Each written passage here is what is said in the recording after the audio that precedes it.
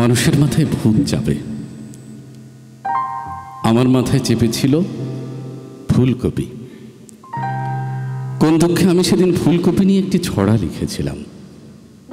শীতের দিনে তোমার কাছে ফুল চাইনি প্রিয়, সময় পেলে রান্না করে ভাজা ফুলকপি দিও। শীতের দিনে তোমার কাছে ফুল চাইনি প্রিয়, সময় পেলে রান্না করে ভাজা ফুলকপি দিও। ফেসবুকে এই ছড়া পোস্ট করবার পর আমার জীবন এবং যৌবন ভাজা ভাজা তিলের খাজা হয়ে গেছে। মিতু আমার স্ত্রী আমাকে বলল, এই কবিতা তুমি কার উদ্দেশ্যে লিখেছ? আমি সরল গলায় বললাম, কার উদ্দেশ্যে মানে? এরপর মিতু একদমে অনেকগুলো প্রশ্ন করলো, সব মিলিয়ে প্রায় সব প্রশ্ন আমার মনে নেই, কয়েকটা মনে আছে। যেমন প্রথম লাইনে একটা শব্দ আছে প্রিয়। কে তোমার প্রিয়? কে তোমাকে ফুল দেয়? কেন দেয়? কিভাবে দেয়? কোথায় দেয়? দিনে কয়বার দেয়? কি ফুল দেয়? আর কি কি দেয়? কি কি দিতে বাকি রাখছে? তাজা ফুল না প্লাস্টিকের ফুল? কার কাছে তুমি এই শীতে ফুলের বদলে ফুলকপি চাইছো?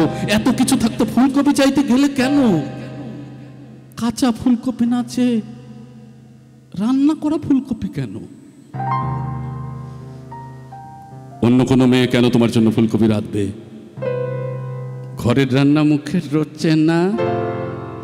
ফুলকপি মানে কি সবজি ফুলকপি, না অন্য কোনো গোপন অর্থ আছে? সারা জীবন ফুলকপি খেয়েও শখ মেটেনি, আর কত ফুলকপি চাও? কবে তোমার পেট ভরবে? বুড়ো হচ্ছে আর খিদে পাচ্ছে না, পাইছো কি তুমি? তোমাকে কি আমি খেতে দেই না? রাস্তাঘাটে ফুলকপি চেয়ে বেড়াও, আজ ফেসবুকে চাইছো, কাল কি রাস্তায় বসবে থাল নিয়ে?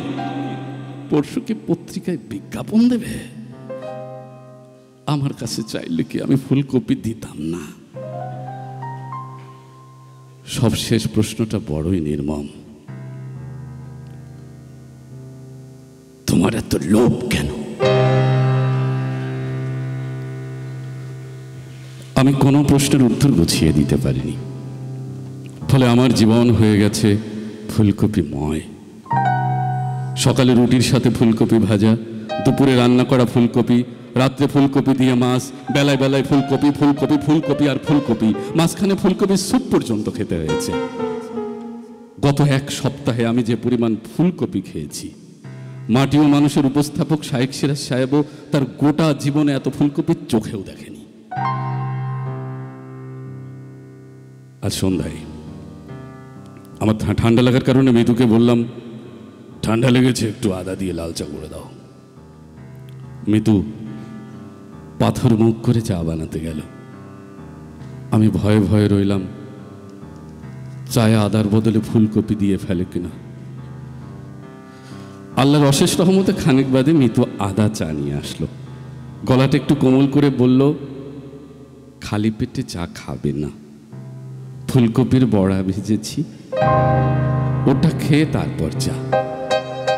ও, আর একটা প্রশ্ন এখন মনে পড়ছে, কি আছে ফুলকপিতে যা আমার মাঝে নেই? আরেকটা প্রশ্ন এখন এখন এখন মনে পড়ছে, সত্যি করে বলো তো, আমাকে না জানিয়ে না জেনে কতগুলো ফুলকপি খেয়েছো তুমি লুকিয়ে লুকিয়ে?